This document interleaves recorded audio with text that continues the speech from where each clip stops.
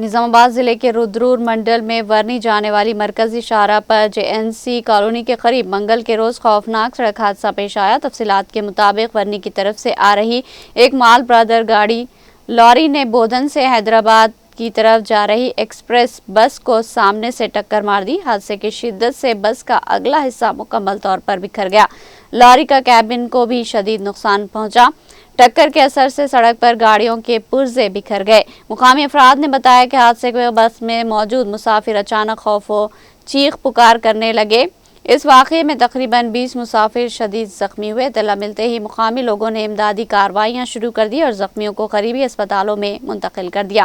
زخمیوں میں سے چند افراد کی حالت تشویشناک بتائی جا رہی۔ حادثے کی وجہ سے سڑک پر کچھ دیر کے لیے ٹریفک میں رکاوٹ پیدا ہو گئی۔ واقعے کی اطلاع ملنے پر رودرور پولیس موقع پر پہنچی اور ٹریفک پر قابو پا لیا۔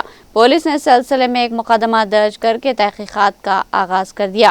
ابتدائی طور پر شبہ ظاہر کیا جا رہا ہے کہ حادثے کی وجہ تیز رفتاری اور لاپرواہ ڈرائیونگ ہو سکتی ہے۔